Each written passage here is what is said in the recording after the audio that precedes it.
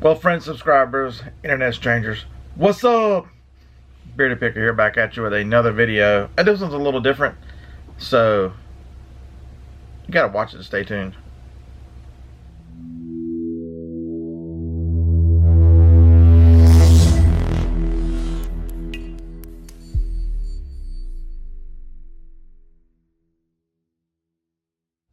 Have to give myself a little momentary pause there to remember to stick the intro in.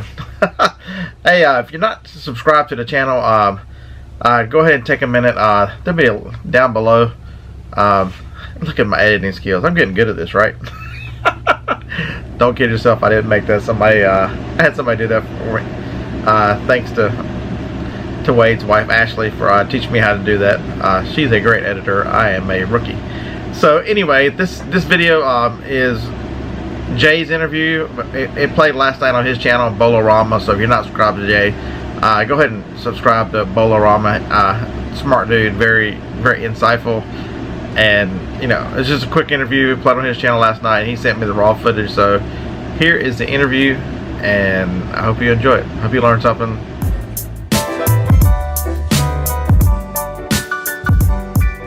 Thank you so much again, guys, for joining us for a special presentation. My name is Jay Kraft, e-commerce expert. Last week, we were joined by Joe Rensing of Conway Resale to talk about pallet flipping. And this week, we're being joined by Scott Zilke to talk about retail arbitrage, also known as the Bearded Picker. How are you doing today, my friend? Doing great. Trying to recover from a long weekend of RA. I saw some of the posts that you put up, and boy, did you get a lot of stuff. So for those of us out there who don't know, what is retail arbitrage, known as RA? What is it to you? How does it work? Basically, it's buying an item in a store and flipping it on Amazon or eBay for a profit. Most of the time, people think it's clearance, and that's predominantly what I chase is clearance and discontinued products. But there are so many products out there that you can buy full price, and those are kind of holy grail products because once you start locating them, you just buy them and send them in, buy them and send them. You don't even just buy them and sell them. You know, chasing clearance. You know, clearance is going to end, and then you have to find the next clearance deal. You have to find the next whatever. But if you've got those products that you can just continually, you know, hey, I'm low in stock. I'm gonna go buy 30 more. I mean, 30 more of this, 40 more of that while I'm out, just because. Right. So you've been sourcing for a while now. Were you always doing retail arbitrage, or were you doing some traditional thrifting before that and then switched on over? I actually did I did a year on on eBay full time before I found Amazon. You know, I was one of those clueless people. I'm like, somebody asked me, why don't you sell? I was teaching a Sunday school class, and one of the guys in there goes, "Man, I do eBay and Amazon. How come you don't sell on Amazon?" I looked at him. I'm like, well, I'm kind of embarrassed. I didn't know you could sell on Amazon. And this was early 2014, and we were going on vacation. And I'm like, I'm gonna read about it. I was already buying products and signing up before I came back from vacation. The allure of not having to clean stuff, and you know, there's some when you're buying a lot of thrifted items and garage sale stuff. You know, there's some, you know, when you just, hey, I'll take the sticker off and throw a sticker on it. I'm done. Yeah. Yeah, there's something nice to be said about just being able to slap barcodes off or onto the items and then fire them in. Now, are you doing FBA or are you doing all MF? What's your mixture like right now? It's all FBA. I did Merchant Fulfilled. The big crazy video was like one of the few items. The Monopoly for Millennials. I take advantage of the fourth quarter because, you know, not everybody can send it in Merchant Fulfilled, so you can find hotter products and take advantage of that curve in price. You know, it spikes right after Black Friday and then it crashes. Yeah. So if you can get stuff in that, there's a small window, and it's very risky, but I actually played it pretty well on Monopoly games. Yeah, now that Monopoly game in particular, that's pretty much how I heard about you. A lot of people heard about you. That video on YouTube accrued over 1.6 million views and counting. Give people a brief summary of what you did and how you gained that notoriety so quickly during that day. As some friends, we hang out on all day when we're listening or doing whatever. And one of them said, "Have you heard about the Monopoly for Millennials game? It's in the news. The House of Representatives lady, Ocasio Cortez, she somebody tweeted at her making fun of her, and for being a millennial. And he said, man, it's social media everywhere. So I started looking into it. I'm like, I could, if I can get it. I started looking. I looked on use BrickSeek to find how many stores, and I started looking around. I called my buddy Shane, and I'm like, man, this product's gonna be hot temporarily if we can hit it this weekend. And he said, let me call he used to work for Target. Let me call my friends at Target and see what's up. They didn't have any record of it. And so that made it interesting that all of a sudden one of the major players on a Christmas season that's without Toys R Us for the first time doesn't have a game that's in the news. And so as we started looking around on BrickSeek, we noticed that less than half of the Walmarts had it. And we're like, oh, this is something that could carry. It takes the risk out of it when their supply is already limited. And the most we could find at any store was 36. And we're like, this is just, which is 6 cases. And we're like, let's go get it. And we spent time. I always videotape whatever I'm doing. And it just happened to be, I got 4 hours into the trip and I was about to turn around and hit 3 or 4 more stores and come home for the night. When I get a call saying, have you looked at BrickSeek again? I'm like, no. He goes, my friend says, Birmingham is wiped out because it updates like every hour. And I'm like, because I was going to go to Birmingham the next day and buy them. And so Shane and I both made the decision because he was already out buying them by then. We spent the whole night driving, 22 hours in a car. I picked up 216 total. And since I can merchant fulfill them, I don't know, you get these ideas about 2 o'clock in the morning. And I'm like, let's sell some. And I put a $63 price on them, between $59 and $63. I let the repricer play with it. And 4 hours later, I sold 130 of them. And you start thinking, I got to ship 130. So I deleted. I put it inactive and carried on with the video. Picked up and the rest of them and came home. Wow. Now, what was the peak price that you ended up getting? Did the market continue to go upward on them? I was actually a week late into it. I have friends who were getting 77 for it. I called it at some of them at 63, more than half of them at 59, and the last 60 or whatever it was, 76. Most of them sold around 54 a few days later once I got into FBA, and then the last 20 I just dumped. I was going to keep them, and the supply kept going up, and Amazon came out with a fee reduction. If you took it to less than $44.95, it was one of the bigger ones I'd seen. It was like 11% fee reduction. That is huge. Which was the equivalent of selling it at $54. So I'm like, nobody had taken advantage of it. So I'm like, hey, watch this, $44.95. They're gone. It kept a rank of about 800 in toys in the fourth quarter, which is crazy. That's an incredible rank. Now let me ask. I know somebody on the channel left a comment. They did the math. How much money did you end up making across that 22-hour stint? It was the first 130 was 20. It was like 2,600. There was the big thing with the video. All the comments were, he didn't account for gas. He drove 700 miles and didn't account for gas. I'm like, I live in the South. Gas is like $1.90 a gallon. I mean, how many do you think? I mean, it's like $50. And I don't know, it was like $75. But I ended up making like $4,300 on the games. Wow. Yeah, that's absolutely incredible. Now, for somebody who's looking to get into the RA game, obviously, I mean, what do you tell them? You tell them go in and just start scanning things, or is there some general rule of thumbs for somebody wanting to start out? Right. The first piece of advice is, everybody has interest, everybody, whether it's, it could be automobiles, it could be, you got kids so a lot about toys, whatever it is about, go scan that. So at least you can get your idea. It's easier for somebody to see it if they understand what it costs and can see the arbitrage, the difference, the high and the low.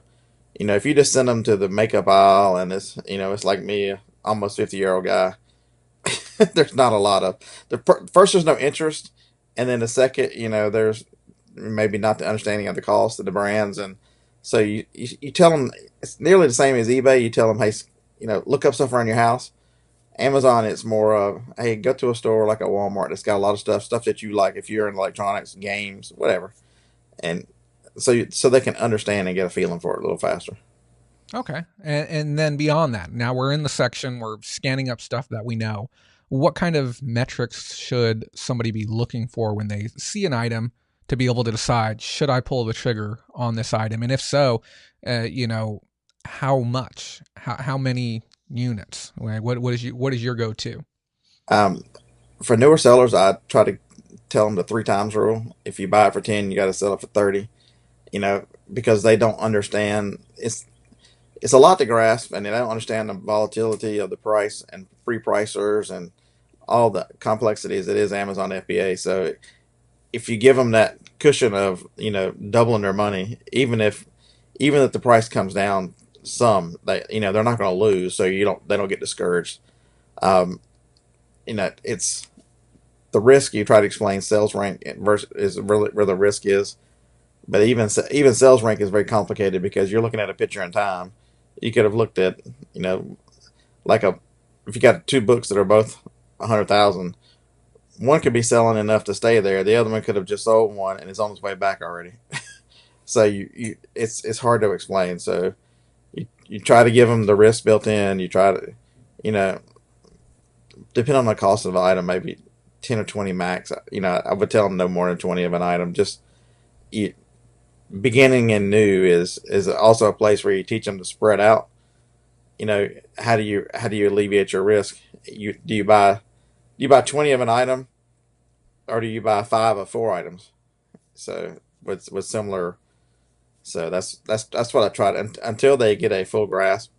Yesterday I bought 137 Nerf arrow refills. So numbers to me doesn't. What kind of buy price did you pay on that? They were on clearance for 97 cents plus 10% off. Holy cow. And what kind of return do you expect on those?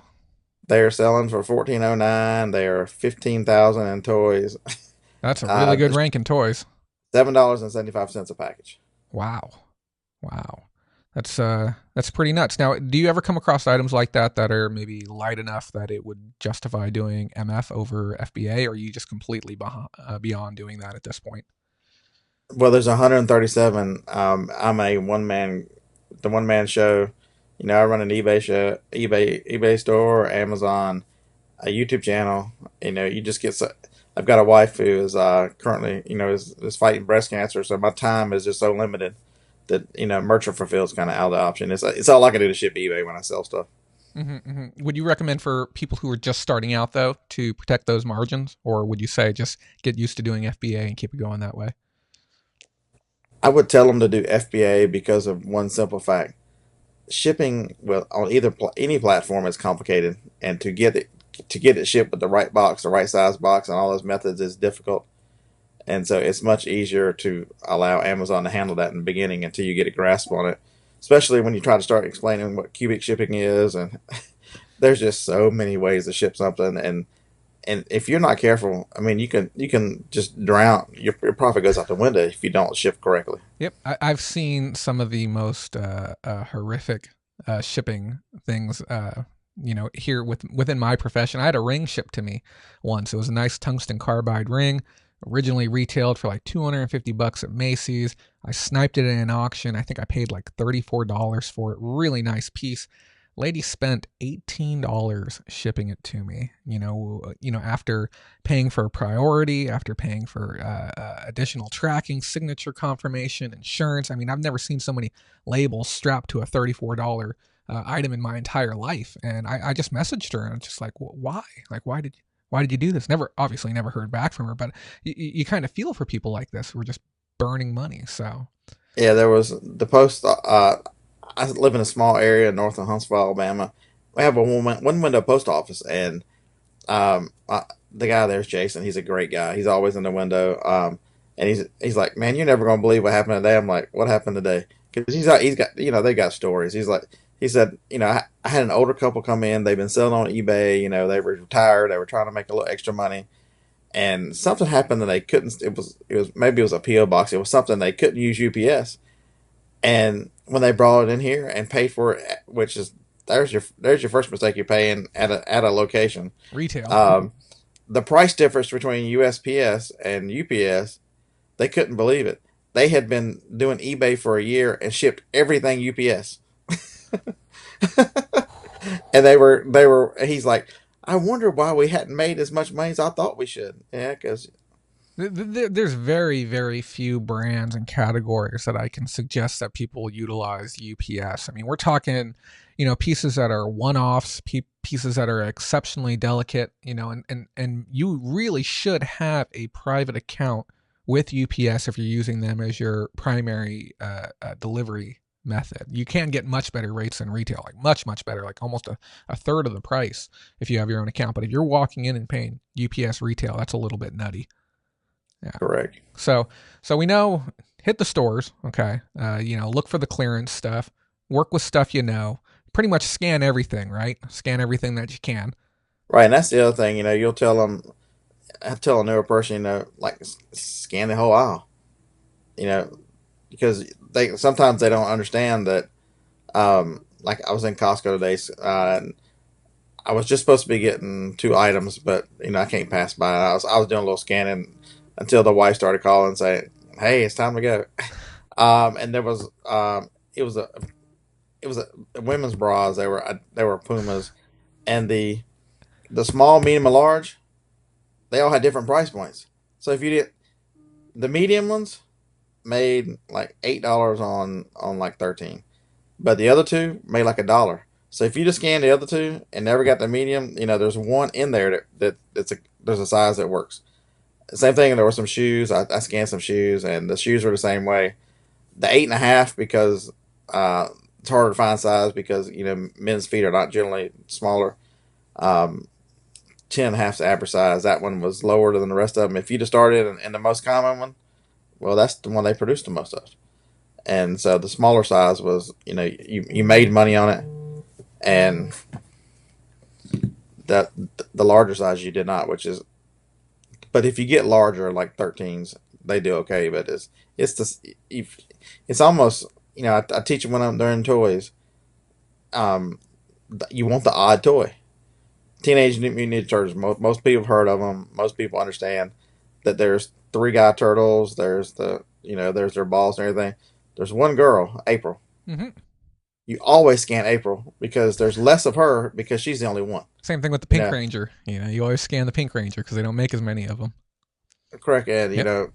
I have to say it very lightly or whatever, but when you're looking at dolls, when all the Walmart clearance was out, I scanned Ken, none of the girls, except for the black girls, because there's just one, and it's the one because there are different variations of everything, but there seems to be only one of the different ones. So those are the ones that generally make money, and so that's what I end up selling a lot of it, and try to teach. You have to think it through and increase your odds by. This stuff is mass produced anyway, so of the mass production, what is the, if you're looking at all the Ben 10s and there's a character you've never seen before, chances are that's an oddball. Okay. Well, let me ask you this. You've been doing this for years now, okay? Now, about 5 years. 5 years of doing this. Through your experience, and this is a question I love to ask people, what is the biggest mistake you've made so far, and what did you learn from it in those 5 years? Maybe very early on. Maybe even an item that you maybe snagged for no good reason. Not doing some research about IP claims on Amazon to understand that certain companies, we talked about this a little earlier, certain companies file these frivolous claims much more than others. And before I looked one up, just scanning with the phone, go, hey, you're eligible.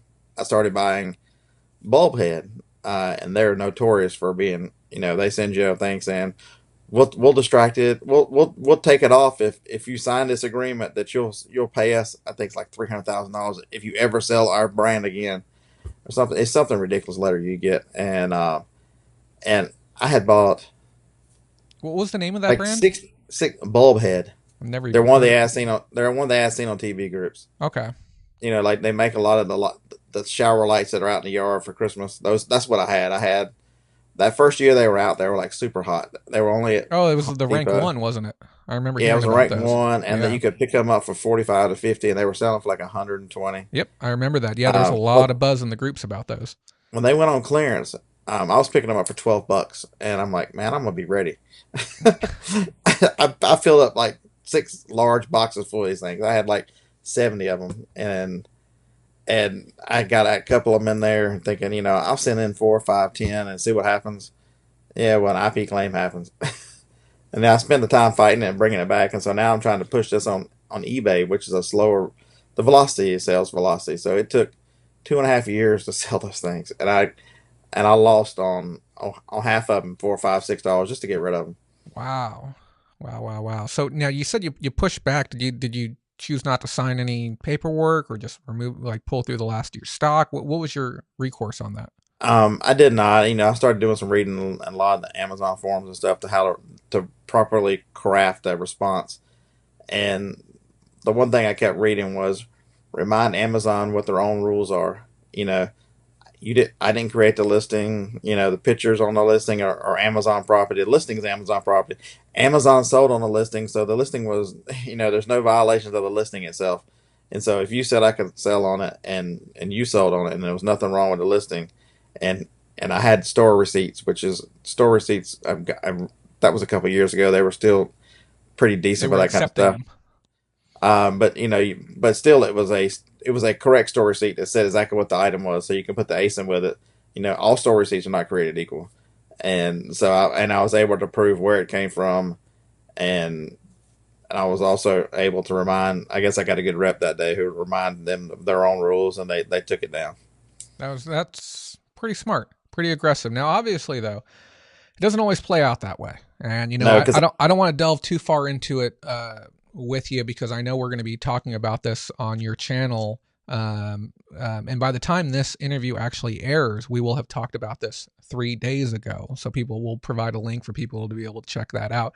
But I guess just in brief. Maybe not even going so much into Vero violations, copyright infringement, yada, yada, yada. When you walk into just general stores, what do you just stay away from? Like, you've been doing this long enough, I'm not even going to scan such and such category or such and such brand. What is on the top of your hit list? Any of that whole ass on TV group, they're not all Bulbhead, they're all On Tail and several others. Not only are they notorious for the IP claims, their quality is also notoriously horrible. You see these things and your return rate's going to go up, so it's going to cost you money, and then Amazon's going to want to investigate the listing because you've got too many returns, and so that's a nightmare. I have a list that I keep on my phone so that to remind me which brands are. There's certain ones that are heavily restricted. HP is one you don't mess with. You can sell it on eBay, but you still have to be careful. There's just certain brands that you learn. Hey, Apple. I'm approved to sell Apple, but there's no way. Yeah. They're highly counterfeited. That's the thing you got to think. CoverGirl, highly counterfeited. I don't sell on either platform. Mm-hmm. You just avoid things that. Think about if you've been in the flea market and you see a lot of them everywhere. There you go. That's your list. While we're on it too, I want to make sure that I emphasize to people who are watching this, who are thinking about getting into this, thinking about doing FBA, that they're mindful that they don't have their inventory commingled, which is one of the things that can really get you into a lot of trouble. So if you are going to be going this direction, safeguard yourself. Don't commingle your inventory. And as Scott was saying, just be very diligent. I mean, the fact that you still carry list on your phone just shows that you take this very seriously. You're very smart about what you're doing. Because some of the pictures I showed from Saturday on in the video of my sourcing Saturday and Sunday, somebody goes on Instagram, hey, that's a JanSport bag. Do they still send all the crazy? They were sending out lawyer letters and everything else. I think there's a company called Voorhees. They're a lawyer firm that they've got like 230 clients. And I was like, it was a good topic because I said yes, I understand that's what they do, but you can sell them on eBay. They're not a Vera company on eBay, so as long as you accurately describe it and you know where you got it from, you can prove it. Yeah, and it's an actual product, and you're not riding the coattails of somebody else's trademark to try and move an inferior or alternate product. You should be. Okay. It should be okay. Yeah, they're backpacks. They're from a major sporting retailer who's clearancing out all of them. So, So yeah, that those lights, that definitely sounds like a point of frustration for sure. Let me ask, over the last year, because you've been doing this 5 years, what's one of the greatest things that you feel you've gained for your, I guess, your portfolio of intelligence, the things that you know within this industry? Last year, what was the biggest thing that helped you along? Last year was, I took advantage of the fact that I knew two platforms, and in April, after 4 straight years of every other week on the road and carrying on, I decided it was time to switch gears and went back into eBay. I had between 58 and 66,000 pieces on hand on inventory, and I'm like, on Amazon inventory, I'm like, hey, that'll work. And I spent the next 6 months doing eBay and let Amazon ride out. I didn't send a shipment in for 6 months, and was able to spend some time at home. My son, who was in college, was able to help me list through the summer. So we pushed the store from 60 listings to, we're well over 1,000. We're closer to 1,200. It's still in the 700s now, but was just able to spend some time. It's a grind. I mean, it truly. Yeah. People Well, don't that understand. diversification is key. We harped on that last week on the show about making sure you diversify your portfolio, whether that's alternate e-commerce platforms or whether, you're doing like Joe was doing and you have a local facility where people can come purchase stuff, or you're placing ads online. But yeah, the diversification. And the grind is also real. Go on. What were you going to say about that? Yeah, it just, when I'm on the road, it was 4 or 5 18-hour days in a row. You just get worn out. And the one thing I love about reselling is the lifestyle you can build. You're one of the few places that you can design the business plan, and you're everything to it, and you can do it like you want to, and you should enjoy it. If that's the one thing, somebody's got to enjoy reselling and that kind of stuff in order to be good at this. And when it was starting to feel too much like, after so long of a grind and a job, and I just needed to find that. There's another reseller here. We spent all summer going to yard sales together. I just need to find my, for lack of a better way to explain it, my joy in reselling again. I needed some recharge, and I needed something different for a while. Yeah, and I'm right there with you. The person that actually introduced me to you, somebody that I've worked with in the past, he was telling me about a specific Bolo and saying like, hey, you can go out, you can get this, this item right now. You can make $20 a case on this item. It's at this store, this store, and this store. I'm like, cool. And he's like, and then like 2 days later, he's like, did you go get any? And I said, no. He's like, how come? And I'm like, I just don't want it. He's like, what do you mean? Right. He's like, you're a reseller. You want the money. That's what we're here for doing. I'm like, there's a reason why I go to the swap meet every weekend. I enjoy the open air. I enjoy interacting with people. I enjoy the negotiations process. I enjoy the mystery of not knowing what I'm going to find.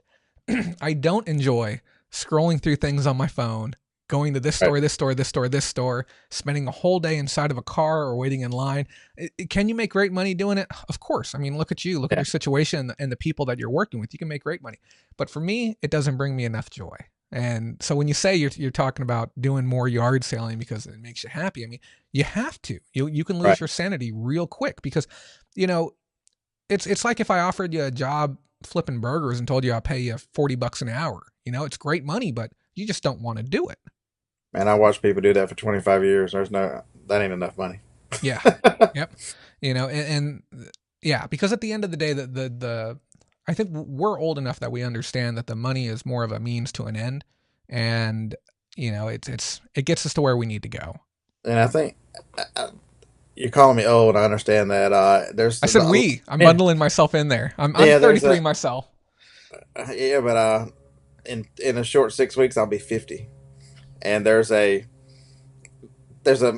a midlife crisis, but there's a point in time where time becomes more important than money, and it truly does. And yep. I've only got another year and a half with the kid in school, and he'll be off to be a rocket scientist of some sort. He's an aerospace engineer, and it was great timing. It was because my wife got sick.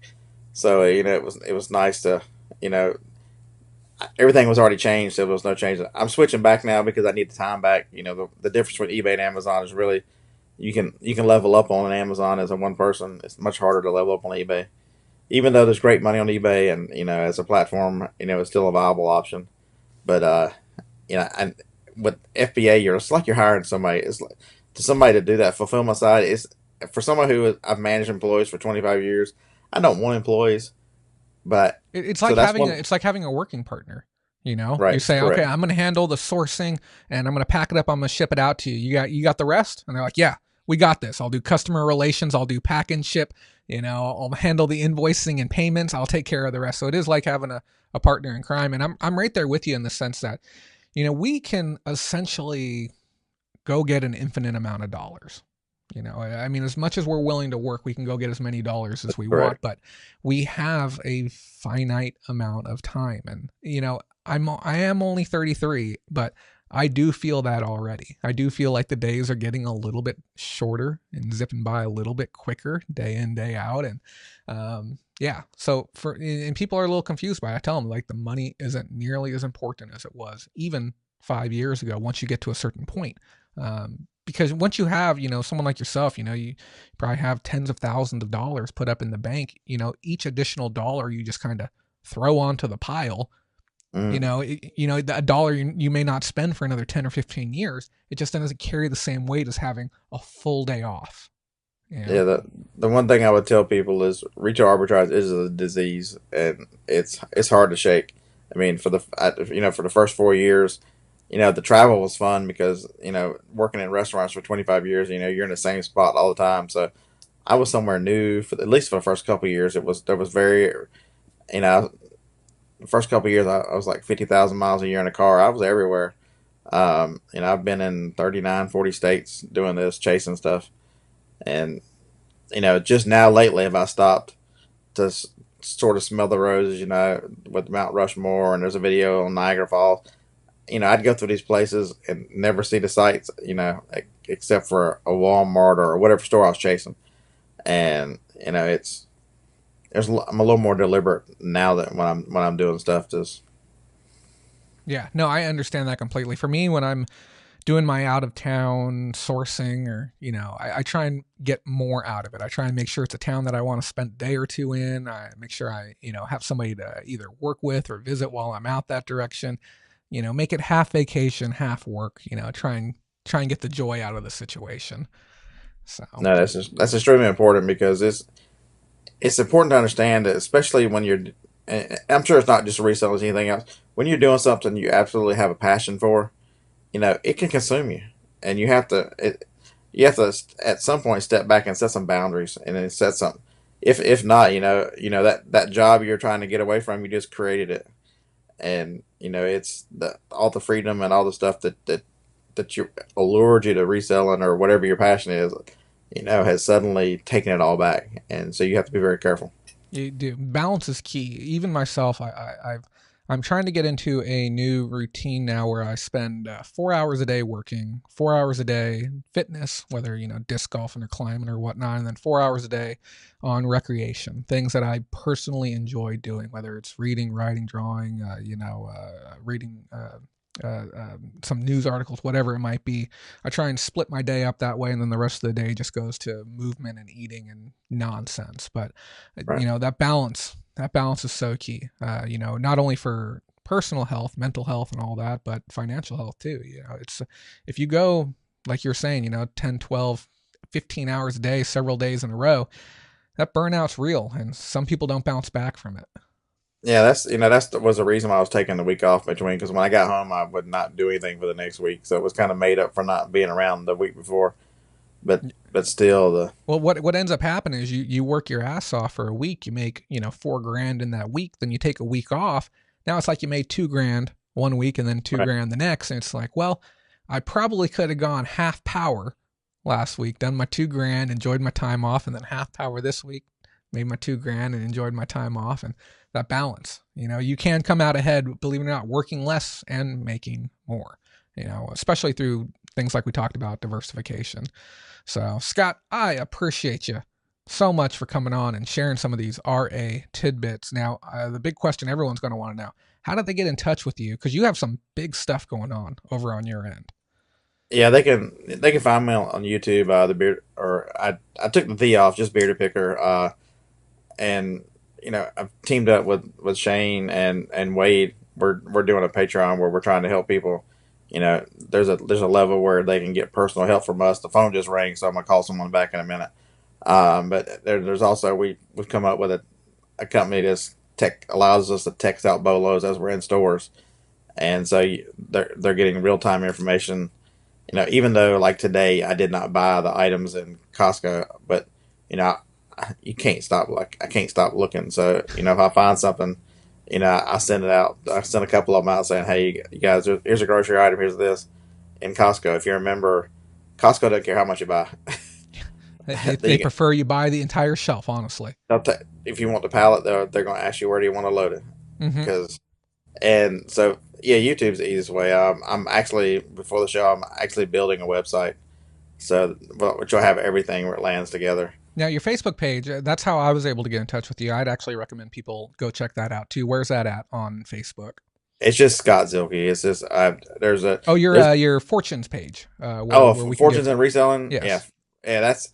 That's our Sunday show. There's we got a 5-panel. It's now 6. We had another 6 of us on a panel show, and then Shane and I do a show Friday night. So we throw everything in there too because we didn't want to have 2 of them.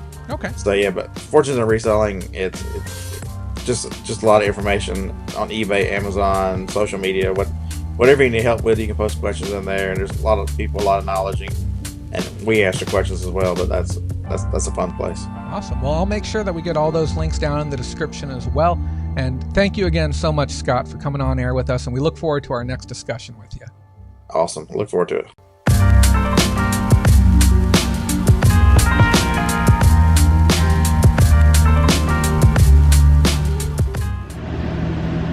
All right, well, that concludes the interview for today. So those of you who didn't see it on Jay's channel, I just wanted to make sure that everybody had an opportunity to see it.